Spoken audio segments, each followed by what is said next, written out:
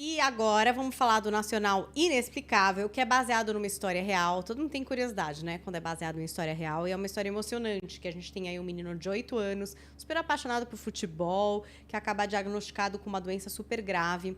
E aí a família tem que recorrer lá à força e também à fé para encarar essas complicações.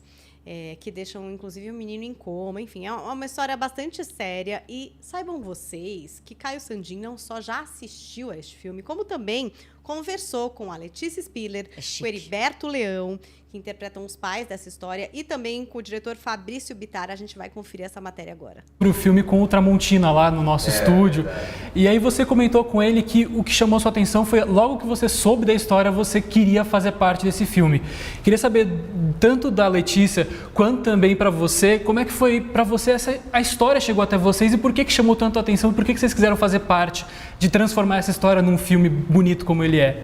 Eu acho a história incrível, assim, né? Acho que é uma história que realmente transformou a vida dessa família, né? Eu acho que ela traz esse elemento que é um elemento muito importante para mim, né? De como alguma coisa pode acontecer e transformar completamente a sua vida e como é que você vai lidar com isso. Então, eu acho que é uma história que me tocou e me inspirou muito e por isso eu quis fazer o filme. Para você, como é que te levou a achar, né, na Ilana ali uma personagem tão interessante que você pudesse te desafiar também um pouco a entregar ali? Porque a gente vê que é uma personagem que passa por muitas coisas, que sente muito, tem muito a entregar ali naquele momento, mas não perde a fé e ao mesmo tempo tem uma barriga de grávida para lidar ali, tem uma situação muito complicada, imagino, para você. Como que foi esse desafio e o que te chamou mais atenção para aceitar e fazer esse projeto? Pois é, diferente do Heriberto, eu me questionei mais, assim, porque o filme mexeu tanto comigo que me gerou uma vulnerabilidade, assim, no sentido de, caramba, será que eu estou preparada para contar essa história? Será que sou eu? Será que eu estou preparada para me colocar disponível, né? Porque era realmente muito forte. Mas, claro que eu vi também uma oportunidade de mostrar o meu trabalho, né? Porque uma personagem como essa, não existe algo que eu saiba tão forte e tão próximo da realidade, por ser um filme, né, que é uma história real que a gente está contando, que em poucas coisas, eu acho que nem sei se tem coisas que saíram da história real, pequeníssimas adaptações. Então por isso que foi muito importante para mim saber que o Heriberto ia fazer esse filme, né? Que quando eu aceitei, eu fiquei ainda nessa pendência. Eu falei, mas eu não quero aceitar antes de saber quem é que vai ser. Por isso que eu fui mais certeiro, porque eu já sabia que era ela. Também tem isso. Porque eu também preparado eu não estava, assim, né? Ninguém estava, né? Pois é. Então, assim, o que me chamou a atenção foi realmente que a gente não tem controle de nada, que nós somos, né, nós dependemos uns dos outros, nós estamos todos conectados, nós somos uma grande rede de amor e isso é o que realmente eu acho é a grande mensagem do filme, né? Essa fé inexplicável que a gente tem que ter na vida, né, diante de qualquer situação. Estar preparado ou não, estando preparado ou não, a importância de acreditar, a importância de ter fé, a importância de ter amor.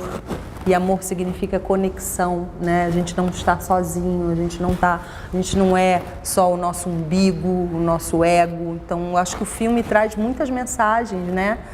Depois que você lê uma, duas, três, aí você começa a ver, caramba, e tem essa mensagem, tem essa outra, e tem tantas coisas importantes a serem ditas, né? E vocês falando um pouco de ler o roteiro, até de encenar cenas, eu imagino que quando vocês encontraram o Gabriel já estava num processo mais de finalizar as gravações. Como que foi esse impacto de viver aquela situação da família, poder encontrá-los presencialmente, conhecer, ver que ele está aí até hoje e vendo o filme você vê, não é possível que ele tenha crescido e não tido nenhuma sequela, assim, você encontra com ele e conversa, eu entrevistei ele no set de filmagem, e como que foi para vocês, tendo vivido essa experiência de estar ali na pele dos pais, vendo a criança ali, agora encontrar com esse menino que já está um adolescente, já está crescido, como que foi o impacto para vocês também tê-lo encontrado assim presencialmente? A prova, né, que é tudo verdade, que é possível, que aconteceu um milagre ali.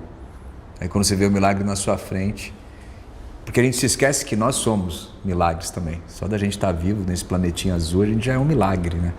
O Bonovox tem um vídeo que eu acho ótimo, que ele fala isso. Ele fala, mas o que você pensa sobre milagres e tal? Mas eu sou um milagre, você é um milagre.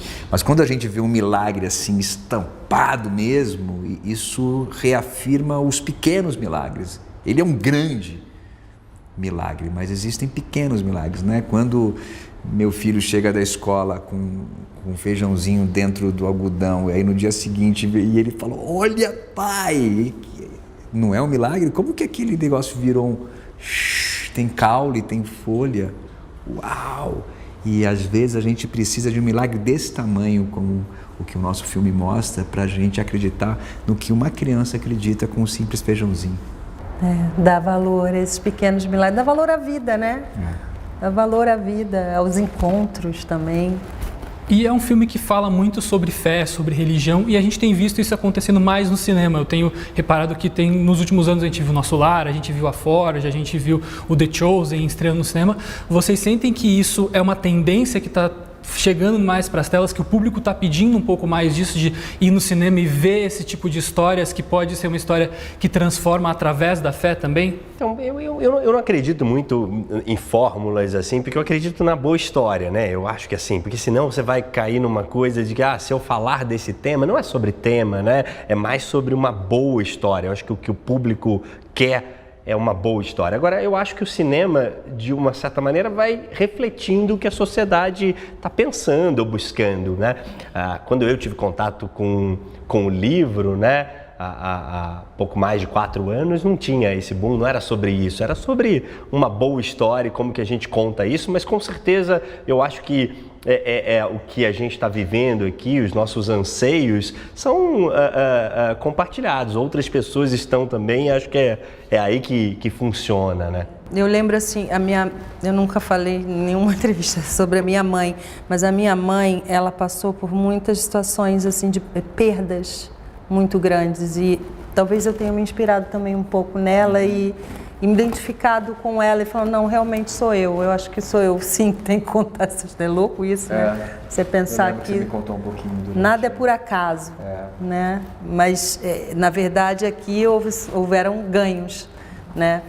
Mas eu lendo o roteiro, eu lembrei e pensei muito na minha mãe.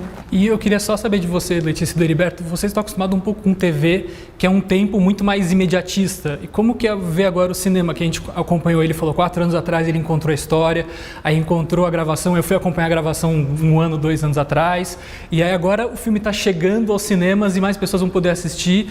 Como que é essa coisa de você entender essa história se desenrolando com mais tempo do que na TV, que você pode ir mudando de pouquinho, através de bastante tempo também, mas que você tem mais uma coisa, pode ir mexendo de pouquinho em pouquinho? O cinema é a 7ª arte, é aquela que fica eternizada, né? Então, por isso, eu acho que exige mais tempo, mais preparo, mais... A TV, a novela é uma obra aberta, tudo pode acontecer, é um grande exercício, né? Para o ator, para nós, é um grande exercício também de que a gente não tem controle, de que a gente tem que estar preparado para o inesperado.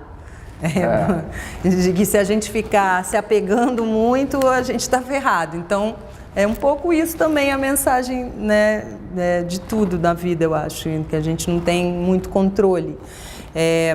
Mas o cinema, eu acho que ele tem esse cuidado, mas eu acho que nós, no caso do Inexplicável, ele já está muito mais rápido do que outros filmes que eu participei, ou que, enfim, que tenha vivido.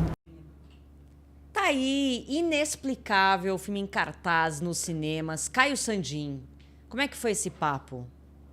Acho que é legal a gente poder fazer esse tipo de entrevista, que dá para você ver como os atores, as pessoas envolvidas na produção realmente abraçam a história. Sim, é legal mesmo. E começam a se envolver e começam a se enxergar, e é legal para você entender como funciona a cabeça do ator também, né? Essa história que a Letícia falou, que pensou na mãe, lembrou da mãe, dos sofrimentos que a mãe teve, para poder transparecer na tela, porque a personagem dela sofre muito. Sim. Ela basicamente está o tempo inteiro ali convivendo com um filho que teve um câncer no cérebro. Caramba. E aí depois de ser curado, pegou uma meningite bacteriana ucraniana e ficou internado na UTI, Gente teve falência do múltipla céu, dos órgãos, que loucura. tava dado como morto. Então, assim, tipo, como é que ela reage a essa situação e ainda continua acreditando? E é isso, o que eu comentei com eles na entrevista. Eu encontrei com esse menino, eu fui no set de filmagens desse filme. É muito doido você ver que esse menino, que basicamente morreu, voltou e tá aí, tranquilo, conversou, deu entrevista, falando comigo. É assim, tudo bem, louco, né? ele tem algumas sequelas que você consegue perceber, mas assim, é muito pouco, Mas muito, tá muito vivo, né? pouco. Tá Não, vivo, comparado tá... ao que poderia acontecer, Sim, que- tá ótimo. É uma loucura isso, Olha, né? a galera adorou sua matéria, viu, Caio? O Leandro Moraes se surpreendeu com as suas imagens. A Cris Kanazawa falou que o menino Caio, além de inteligente, articulado, é um gato. Eu tô lendo aqui, tá? Eu não tô inventando. A bruxa Aisha Vai se perfazer. disse que quer ver o filme, que adora os atores e que parabéns, Caio, por trazer essa entrevista. E a Mônica Lima disse: Caio arrasando. Aliás, esse time de Bom Dia Flow é um sucesso.